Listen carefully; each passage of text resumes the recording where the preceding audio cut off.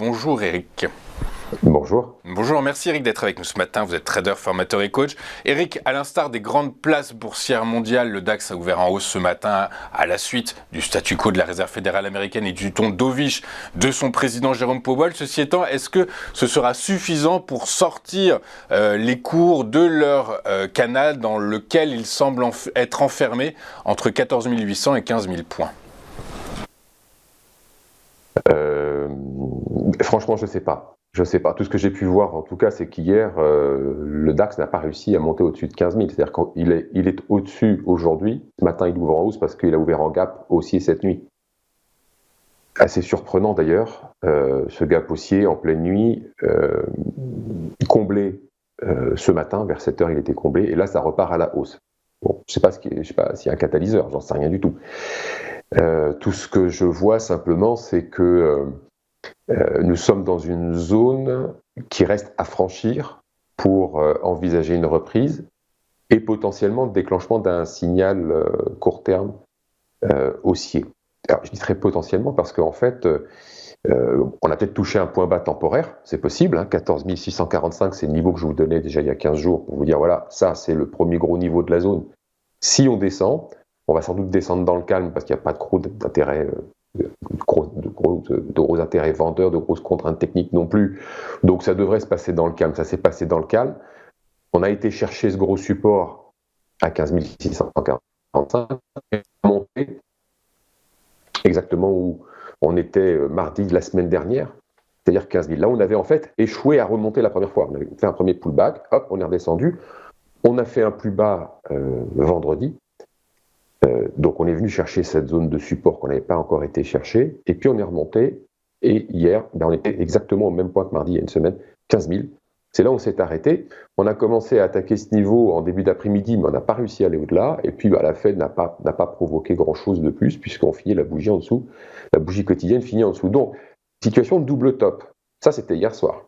Et puis ce matin, donc, on ouvre en gap. Alors, on a cette zone qui reste à franchir. 15 200, c'est le niveau qu'il faut dépasser en clôture pour envisager un peu plus qu'un rebond technique. Parce que pour l'instant, en tout cas, ça reste un rebond technique avec, évidemment, on voit bien ce matin déjà, ça part à la hausse. Alors, avec quoi? Je sais pas. Franchement, peut-être de la spéculation qui essaie de tirer un peu vers le haut. Tout ce que j'ai pu constater, en tout cas, qui était assez intéressant, c'est qu'au plus bas vendredi, on n'a eu aucune pression vendeuse.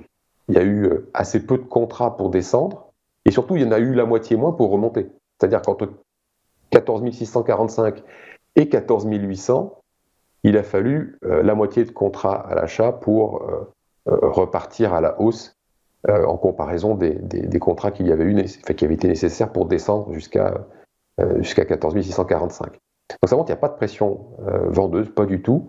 Je penche plutôt vers non pas des ouvertures de positions vendeuses avec ces contrats vendus, mais plutôt des acheteurs qui ne pouvaient plus rester exposés sur le marché, qui ont été contraints de sortir, sans doute pour des problèmes de pression technique comme les effets de levier, hein, tout simplement. Quand on n'a plus la couverture, on se fait liquider. Donc descendant d'un cran, ça peut avoir provoqué. Mais il y a eu vraiment très peu de contrats. Donc ça montre qu'il y a très peu de densité aussi, c'est-à-dire qu'on n'a pas eu besoin de beaucoup de contrats pour baisser, moi ça s'est fait dans le cas, mais surtout on a eu besoin de la moitié pour remonter.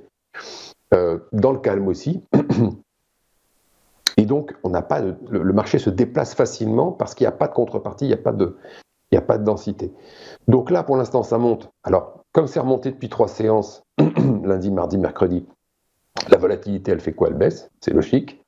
Et elle est au niveau, alors on est à 15 000 et des brouettes, elle est au même niveau que lorsque le DAX était à 15 400. Donc ça montre que on n'a pas d'opérateur stressé, parce que quand on était au plus bas vendredi, on n'était pas non plus hyper haut, on était vers 17, 18, voilà, au moment vraiment où on était dans le bas. Ça n'a pas explosé. Et puis surtout, on remonte un peu, il suffit que ça remonte un petit peu pour que la volatilité se détende à des niveaux qui étaient ceux du DAX, 400 points plus haut. Donc, il n'y a vraiment pas de stress. Donc, pas de pression vendeuse, pas de stress de la part de ceux qui sont en position, en dehors de quelques spéculateurs qui auraient un peu trop tiré sur l'effet de levier éventuellement. Et tout ça, c'est finalement le scénario que je vous avais décrit il y a plusieurs semaines, plusieurs mois déjà, à savoir qu'il n'y a pas de grosses contraintes si ça baisse, parce qu'il y a des protections, que si ça baisse, ça va se faire relativement dans le calme, qu'à l'approche du premier support important, on devrait avoir un rebond. Ce qui me surprend en revanche, c'est qu'on passe tout de suite au-dessus. Je me serais attendu plutôt à un retour en arrière léger, potentiellement en double appui vers 14 645 avant potentiellement une reprise ou pas. Mais là, je pense qu'en fait, on a surtout un DAX qui a beaucoup d'instruments financiers, va évoluer, alors principalement les indices, va évoluer essentiellement en fonction des nouvelles en provenance du Proche-Orient. Je pense que c'est vraiment ça le curseur. Si on a quelque chose de vraiment négatif, je pense que le DAX va repartir gentiment à la baisse et errer dans cette zone sans forcément beaucoup baisser parce qu'il n'y a toujours pas ces contraintes techniques. Donc on va avoir surtout le news flow en ligne de mire pour envisager la suite, sachant que, comme je vous l'ai dit, pour l'instant c'est un rebond technique, mais si on passe au-dessus de 15 200, là on va déclencher mon signal de hausse court terme. C'est très court terme, hein, donc ça veut dire que ça pèse pas lourd par rapport au signal de vente moyen-long terme que j'ai eu il y a déjà 15 jours, 3 semaines, quelque chose comme ça. Mais ça pourrait indiquer qu'on aura peut-être un peu plus qu'un rebond technique. Ok, très clair. Écoutez, on va également être attentif au prochain mouvement et voir si effectivement on a un peu plus qu'un rebond technique. Alors les catalyseurs, il y en a probablement quand même certains. Vous parlez de la guerre au Proche-Orient. Finalement, pas à force des choses, il n'y a que très peu de nouvelles sur ce front-là. Du coup, les cours du pétrole se détendent. Peut-être que la détente des cours du pétrole pousse à la hausse les indices et notamment le DAX. Peut-être que le repli des obligations, du taux des rendements obligataires également pousse à la hausse les actions. Et enfin, la décision, le statu quo quand même hier de la Réserve fédérale américaine, mais surtout au-delà de ça, c'est le ton dovish de son président qui a donné du baume au cœur aux investisseurs. Peut-être que tout ça, finalement, par la force des choses, va permettre au DAX, comme vous le dites, d'aller au-delà des 15 200. Mais pour ça, il faudra peut-être une volatilité implicite un peu supérieure aux 15,6 qu'on a actuellement. Alors, disons que après, pour monter, vous savez, si on n'a pas des bonnes nouvelles, on aura des contraintes techniques. Hein, c'est la même chose que dans l'autre sens. Donc, s'il n'y a pas de bonnes nouvelles, les contraintes techniques vont être principalement des... alors évidemment, il y a des vendeurs à découvert dans la zone et un petit peu en dessous. Donc, voyant qu'on n'aura pas de relais à la baisse, certainement, on va avoir des rachats de positions short, c'est sûr, mais ça ne va pas être non plus... c'est pas ça qui va faire un catalyseur haussier de long terme, évidemment pas. De toute façon, la spéculation ne fera pas un catalyseur haussier de long terme. Il va falloir autre chose.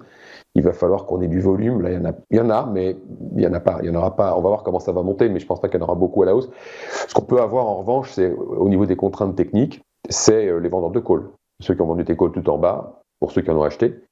Si ça commence à remonter d'un cran, là, ils vont être obligés d'acheter les sous-jacents, et donc ça peut contribuer à faire prendre un petit peu d'altitude. Mais pour avoir quelque chose de construit, de solide, il va falloir du côté de la macro, du côté de la géopolitique, des choses qui permettent d'envisager une vraie détente sur l'inquiétude ambiante, et puis peut-être, je dis vraiment peut-être, hein, un peu de visibilité à moyen long terme. Mais ça, ça m'étonnerait quand même. C'est pas gagné. Merci. Non. C'est sûr. Merci Eric, merci d'avoir été avec nous ce matin.